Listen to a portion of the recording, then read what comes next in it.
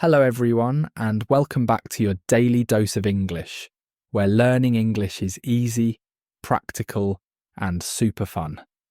I'm Tom. And I'm Sara. Hello, Tom, and hello to all our wonderful listeners out there. How are you today, Tom? I'm doing fantastic, Sara. Thank you. And I'm really excited about today's topic because it's something that literally everyone talks about every single day. How about you? How are you feeling today? I'm great, Tom. I'm feeling energized and ready to dive into this episode. And you're right about our topic. It's one of those things that connects people everywhere, no matter where you're from or what language you speak. Exactly. Today we're talking about the weather. Now I know what some of you might be thinking. The weather? Really? That sounds boring. But trust me, by the end of this episode, you'll understand why weather talk is actually one of the most powerful tools in your English communication toolkit. That's so true, Tom. The weather is the number one conversation starter in English-speaking countries. It's safe, it's universal, and it's something everyone can relate to. Whether you're meeting a new colleague, chatting with a neighbour, or making small talk in an elevator, the weather is your best friend. Absolutely.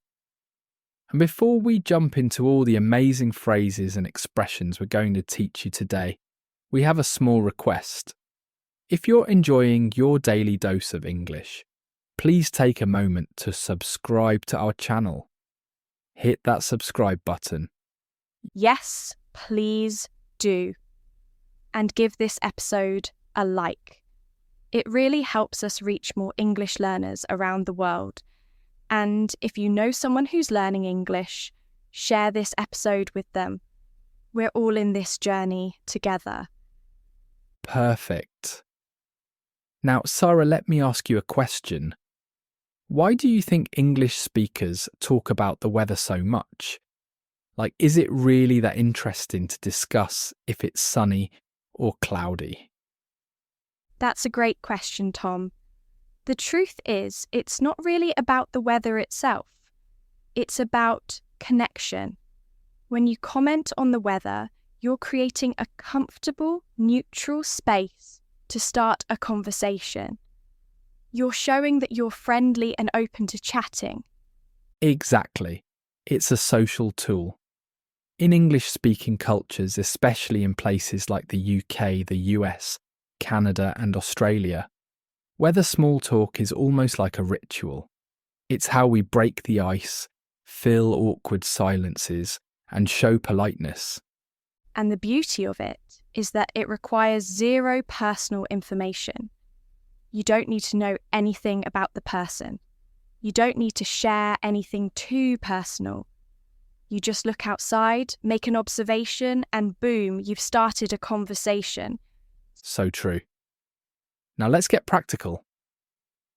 Let's talk about the most common and useful weather expressions that you can use every single day. Sara, let's start with the basics. How do we describe different types of weather? Great idea. Let's begin with sunny weather, because everyone loves a beautiful, sunny day. If the sun is shining brightly, you can say, "It's sunny today," or "It's a beautiful day," or "What a gorgeous day." These are all positive, cheerful ways to describe good weather. I love those. And you can also say, "The sun is out," or "It's bright and sunny." If you want to be more enthusiastic, you might say, "It's absolutely stunning outside," or "We couldn't ask for better weather." Those are perfect. Now, what about when there are clouds? If the sky is covered with clouds, we say, "It's cloudy today," or "It's a bit overcast." Overcast is a great word that means the sky is completely covered with clouds, but it's not raining yet. Yes, overcast is very useful. You might hear someone say, "It's a bit grey today," or "The sky is pretty cloudy." And if it looks like it might rain soon, you can say, "It looks like rain," or I think it's going to rain. Exactly. And speaking of rain, let's talk about rainy weather. This is super common, especially in places like London or Seattle. If it's raining, you can simply say, "It's raining," or "It's a rainy day." Right, but there are different levels of rain, and English has specific words for each. If it's raining just a little bit, very lightly, we say it's drizzling, or there's a light drizzle. Drizzle is that very fine, light rain. Yes, drizzle is such a useful word. But if it's raining really hard, with big drops coming down fast, we say, "It's pouring," or "It's pouring rain," or my favourite, "It's raining cats and dogs." Ha! Raining cats and dogs. I love that expression. It's a funny idiom that means it's raining extremely heavily. You might also hear "it's bucketing down" in British English, or "it's coming down in sheets," which means the rain is so heavy it looks like sheets of water. Those are brilliant. And if there's a storm with thunder and lightning, we say, "There's a thunderstorm," or "It's stormy outside." You might hear someone say, "Did you hear that thunder?" or "That lightning was so bright." Storms are exciting but can be a bit scary. Now let's talk about temperature. How do we describe if it's hot or cold? Sara, what would you say on a really hot day? On a hot day, I might say, "It's hot today," or "It's really warm," or if it's extremely hot, "It's boiling," or "It's scorching hot." Those last two are more dramatic and show that it's uncomfortably hot. Yes, and in American English you might hear "it's sweltering," which means it's hot and humid, making you sweat. Or people might say, "it's a real scorcher today," meaning it's an extremely hot day. Great examples. Now, what about cold weather? If it's cold, you can say, "It's cold today," or "It's chilly," which means it's a bit cold, not freezing, but cool enough that you need a jacket. Right. And if it's extremely cold, you can say "it's freezing," or "it's freezing cold," or "it's absolutely frozen outside." You might also hear "it's bitter cold," which emphasises how unpleasant and harsh the cold feels. Yes, and don't forget about snow. If it's snowing, we say, "It's snowing," or "It's a snowy day." You might also hear, "We got snow last night," or "There's snow on the ground." And if there's a big snowstorm with lots of wind, we call it a blizzard. You might hear someone say, "There's a blizzard warning," or "We're expecting a blizzard this weekend." Perfect. Now, let's talk about wind, because wind is another important weather element. If there's wind, we say, "It's windy today," or "There's a strong wind." If it's just a little wind, you might say, "There's a light breeze," or "It's breezy." Yes, a breeze is a gentle, pleasant wind. But if the wind is very strong and maybe a bit uncomfortable, you might say "it's really gusty," or "the wind is howling," which creates a dramatic picture of loud, strong wind. Excellent. Now, Tom, we've covered lots of weather vocabulary, but how do we actually use these in real conversations? Can you give us some practical examples? Absolutely. Let's imagine some real-life scenarios. Picture this. You're in an elevator with a colleague.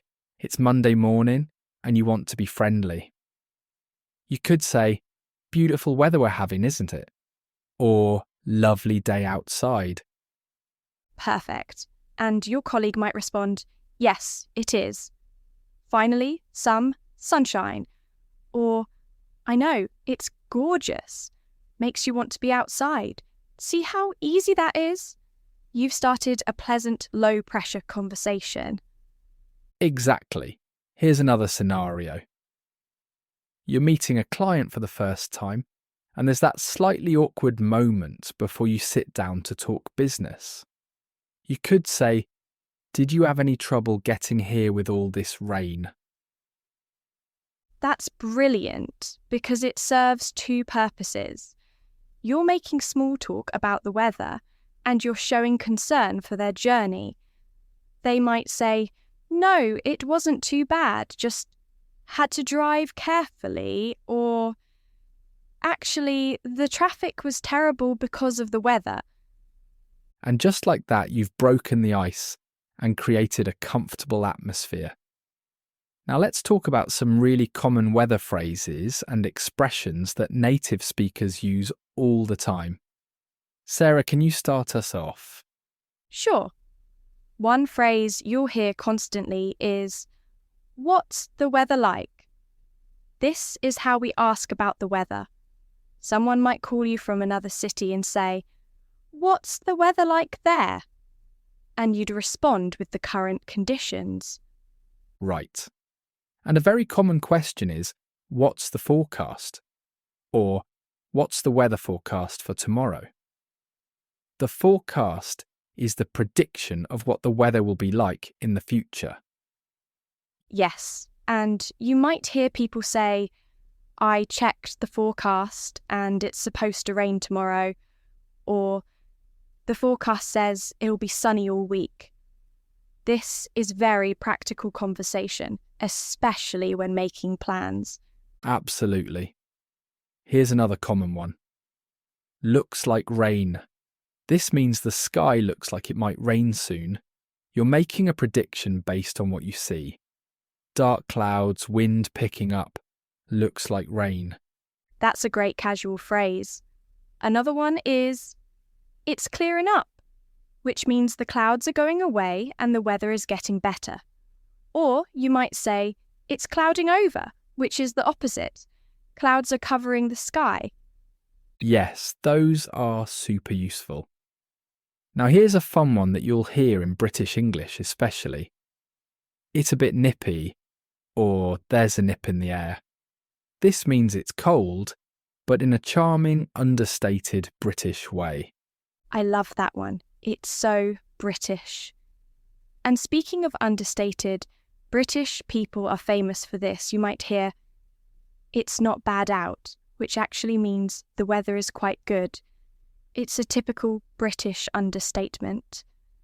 Ha, yes. Americans are usually more direct. We might say, "It's awesome out," or "perfect weather." But I love the British subtlety. Another phrase you'll hear is, "make hay while the sun shines," which is an idiom meaning take advantage of good conditions while you can. That's a beautiful idiom. It comes from farming. You need sunny weather to dry hay, but now it's used more generally. If someone says, "It's finally nice out, let's make hay while the sun shines," they mean let's enjoy it while it lasts. Exactly. Now let's talk about how weather affects our plans and what we say about it. If the weather ruins your plans, you might say, "We got rained out," which means your outdoor activity was cancelled because of rain.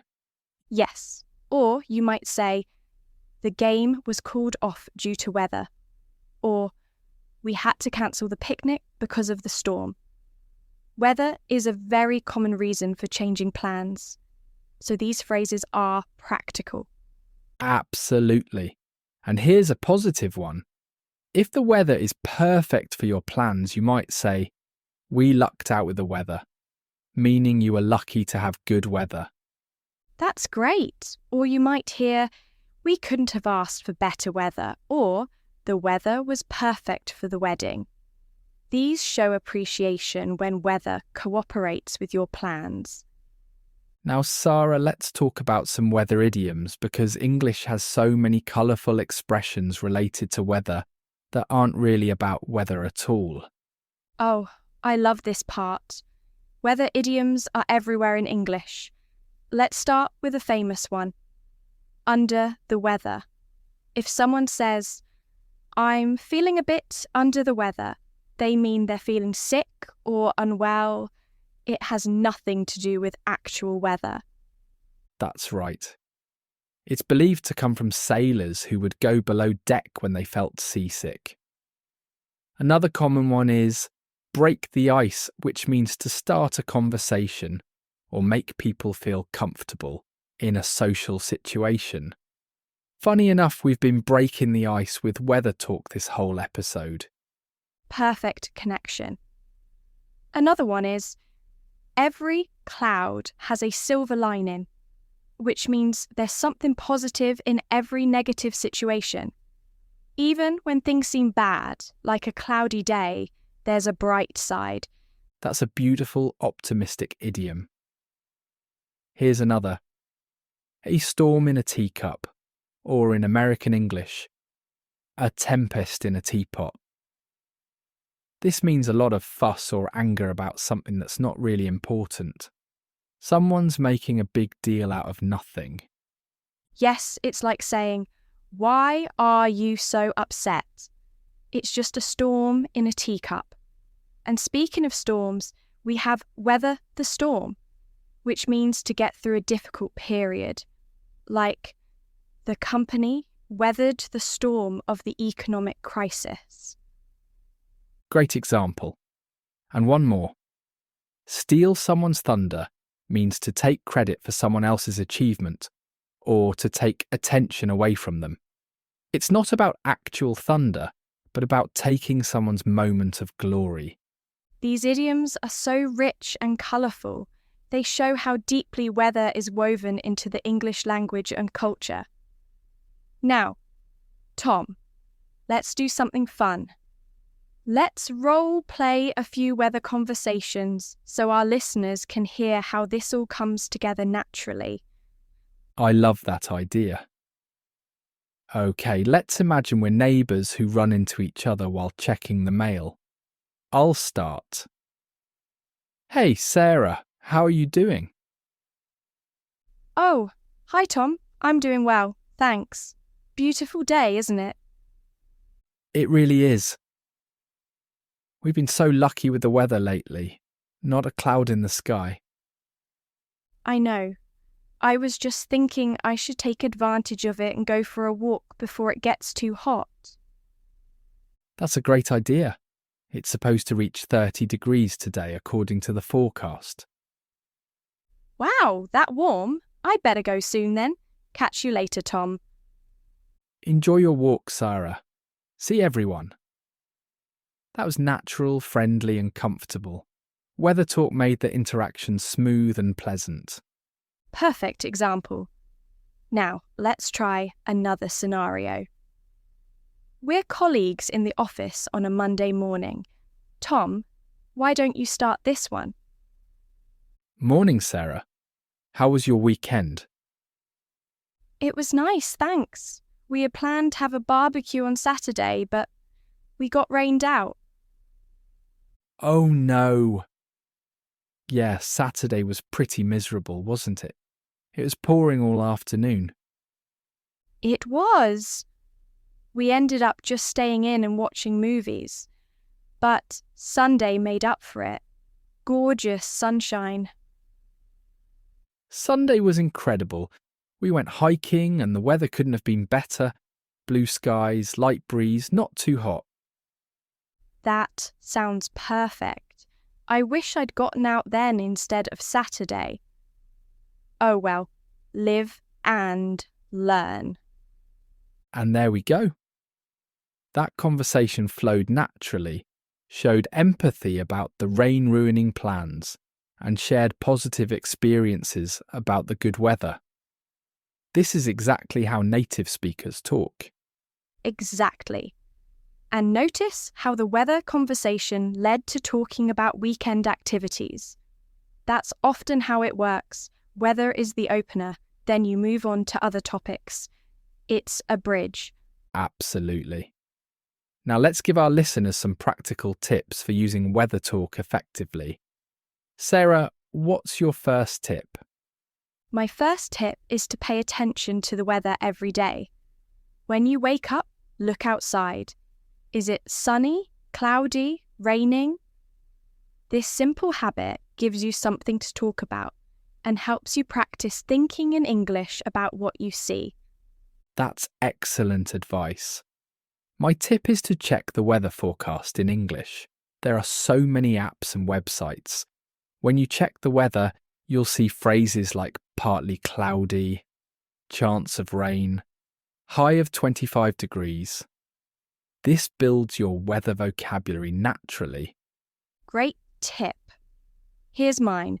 Listen to how native speakers talk about weather in movies, TV shows, or podcasts. You'll notice it comes up in almost every casual conversation. Pay attention to the phrases they use and how they transition from weather talk to other topics. Perfect.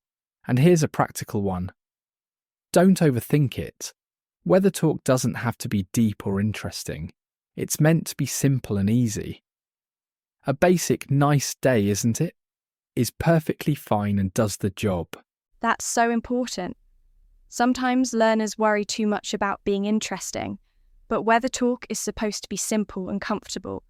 It's not a presentation, it's just a friendly comment. Exactly. And here's my last tip. Practice with question tags. Question tags are those little questions at the end of statements like, nice day, isn't it? Or, cold out, isn't it? These make your weather comments more conversational and inviting. Question tags are brilliant for weather talk because they invite the other person to agree and respond. It turns your statement into a mini conversation starter. Absolutely. Now, before we wrap up, let's talk about cultural differences because weather talk varies a bit depending on where you are in the English-speaking world. That's a great point. In the UK, weather talk is absolutely everywhere. British people are famous for talking about the weather constantly. It's almost a national obsession because the weather in Britain changes so frequently. Yes, you might walk outside to sunshine, encounter rain 10 minutes later, then see sunshine again. So weather is always a safe, relevant topic. British people will apologise for bad weather, even though it's not their fault. That's so true. You'll hear, sorry about the rain, as if they personally caused it. In the US, weather talk is also very common, especially in certain regions. The Midwest talks a lot about harsh winters and tornadoes. The South talks about heat and hurricanes. Right, and in Canada, winter weather is a huge topic. Australians love talking about beach weather and those scorching summer days. Each place has its weather personality, which makes weather talk even more interesting and regionally specific. Absolutely, and no matter where you are, weather talk is a sign of friendliness and approachability. It shows you're open to conversation without being intrusive or too personal. Well said. Now, Sara, I think we've covered a tremendous amount about weather talk today. We've gone through vocabulary, phrases, idioms, practical scenarios, and cultural insights. Our listeners should feel really confident about discussing the weather in English now. I completely agree, Tom. And remember, everyone, the weather is your friend when it comes to English conversation. Don't be shy about using these phrases. They work in so many situations. At work, with strangers, with friends, anywhere. Absolutely. And practice makes perfect. Or in this case, practice makes comfortable. The more you use weather talk, the more natural it will feel, and the more confident you'll become in starting conversations in English. That's the perfect way to put it. And we want to hear from you, our amazing listeners. We have a question for you today. Yes, here's your homework, and we'd love to see your answers in the comments below. Tell us, what's the weather like where you are right now?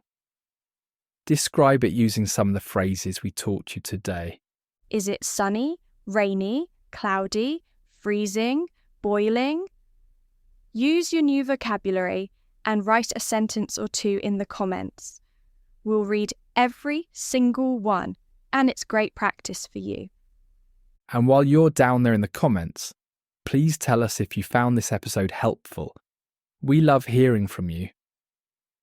Your feedback helps us create better content for English learners everywhere. Yes, and don't forget to subscribe to Your Daily Dose of English if you haven't already. We release new episodes regularly, covering practical English topics that you can use in your everyday life. And give this episode a thumbs up, a like. It really helps us reach more learners, and it lets us know you enjoyed the content. Share it with your friends, your family, anyone who's learning English. Thank you all so much for spending your time with us today. We really appreciate each and every one of you. Learning English is a journey, and we're honoured to be part of yours. Keep practicing, keep learning, and remember, next time you meet someone and don't know what to say, just look outside and talk about the weather. It's that simple. Perfect advice, Tom. Until next time, everyone, keep improving your English one conversation at a time.